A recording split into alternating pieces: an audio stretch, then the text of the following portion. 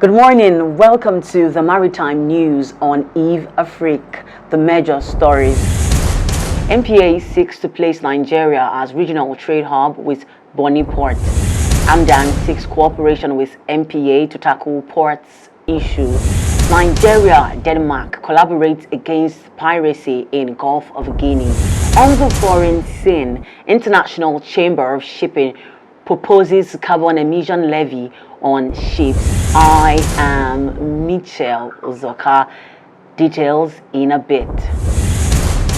Welcome back.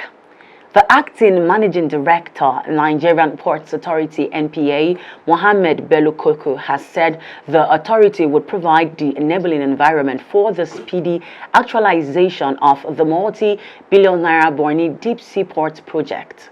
Bello Koko, who spoke while on assessment tour of the Onne Port Complex and the River State Complex in Port Harcourt after the visit to Bonny Island, describes the Bonny Deep Sea Port project as a game changer that would significantly transform the socio-economic landscape of Nigeria. He said the operation of a deep sea port in Bonny would enhance the nation's maritime hub status in Africa, adding that Nigeria would be able to attract transit cargo meant for landlocked neighbors and retain its captive cargo.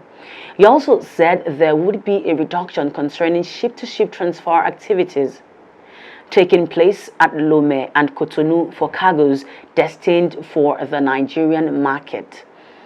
The Bonny Deep Sea Port project, covering a land area of 275.22 hectares, is to be developed through direct investment by China Civil Engineering Construction Company, Nigeria Limited, on a design, build, finance, operate and transfer basis.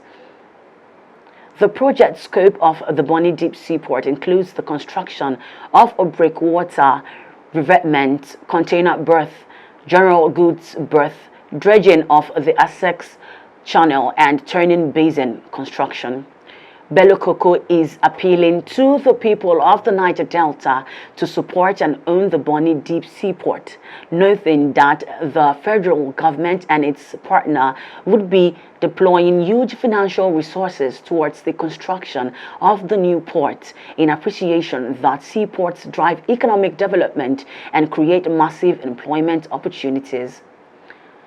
The Chief Executive Officer at Nigeria International Maritime Summit, Mr. Emeka Okabugo, revealed through a statement that the Nigerian International Maritime plans to host the Secretary to the Federal Government, Boss Mustapha, Minister of Transport, Rotimi Amechi, and Edo State Governor Godwin Obaseki over talks on ship financing and the creation of maritime clusters, amongst others. The summit is due to hold in October and is the only whole-of-value chain business event for international organizations, policymakers, regulators, development organizations, operators, service providers, and consumers in the industry. The two-day hybrid format event would feature a host of speakers, including Ms. Amani Abozed, Commissioner for Infrastructure and Energy, African Union Commission. Meanwhile, the Advocacy for Maritime Development Association, AMDAN, has emphasized on the need for information sharing with management of the Nigerian Ports Authority, NPA, as part measures to address issues majorly on extortion and the electronic call-up system within the port environment. President of AMDAN, Segun Alabi, made this known during a courtesy visit to the management of the NPA in Lagos. According to him, extortion at the ports has continued to rise, pointing out the vital information sharing would assist management to progress in its service deliveries. While highlighting some of the challenges in the cargo clearance section of the ports, Alabi maintained that despite the extortion by security personnel and police officers, there was the need to rule out the illegalities. The president further said the e-call-up system could only succeed if management of the NPA is fully informed about the operational activities and movement of cargoes in and out of the two seaports in Lagos. He, however, stressed the need to curb some of the setbacks affecting the process through information from stakeholders. Moving on, Nigeria's government and Danish government have collaborated to fight piracy in the Gulf of Guinea. During a bilateral meeting between the Minister of Foreign Affairs, Geoffrey Onyeama, and the Foreign Minister of Denmark, Jeppe Kofod, on the sidelines of the ongoing 76th United Nations General Assembly in New York, United States, Kofod said Denmark was strengthening its cooperation with all the countries around the Gulf of Guinea and deploying resources to the Gulf of Guinea to fight piracy. Onyeama said the relations between Denmark and Nigeria are excellent. Exporters are seeking government actions over 90 billion naira loss to persistent port restrictions. Don't go nowhere. We will be right back after this break.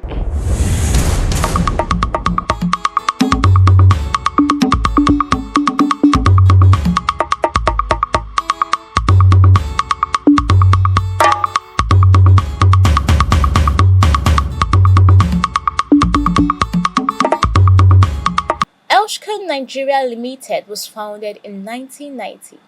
It is an integrated Nigerian indigenous group of companies operating in the energy and maritime sectors with focus on value, client satisfaction, and retention. The management expertise and experience in the oil and gas and maritime industry is second to none. With their deep understanding of industry requirements, they provide a non-stop shop for their customers. Together with their clients and partners, they deliver solutions and services for the safe and efficient exploitation of energy and marine natural resources.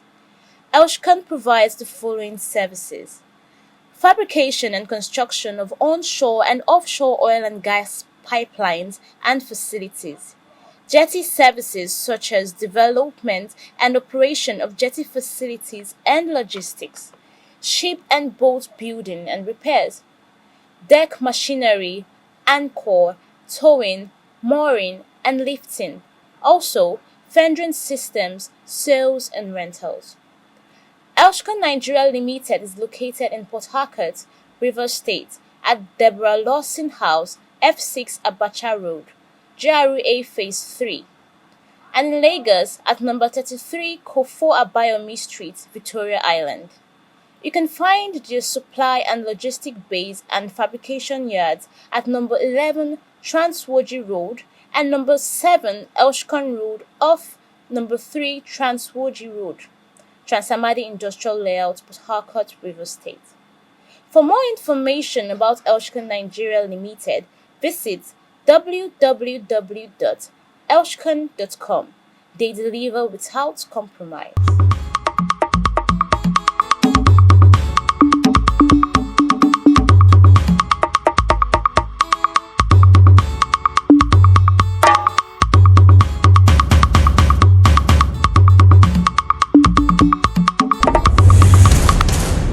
Welcome back. Concerns about the inefficiency in the country's ports operations continue as exporters lost about 90 billion naira in damaged products last year. These have knocked off effects on the growth of non-oil exports. According to the Nigerian Bureau of Statistics report, the majority of the commodities exported out of Nigeria are transported via water, which accounts for about 5 billion, representing 99.09%, followed by air transport that contributes 31.71 billion, representing 0.62%, and road transport valued at 14.36 billion naira, representing 0.28%.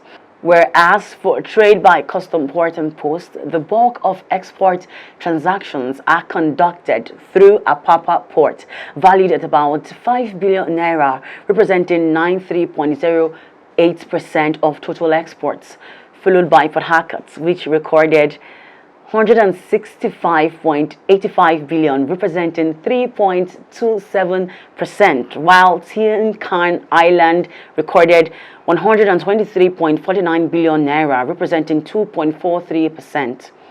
President, Shippers Association of Lagos South, Jonathan Nicole, mentioned that exporters lost close to 90 billion naira of damaged exports due to a Apapa gridlock that delayed prompt attention to shipping goods. He listed other factors to include trucks demurrage, containers demurrage, shipping company charges, terminal charges, government agencies charges, levies official and unofficial, traffic gate levies, barge charges, and others. Nicole stated that harvest season is very close. After harvesting, they will process before shipment. We will know the exact port situation when massive export cargo starts coming up. At the moment,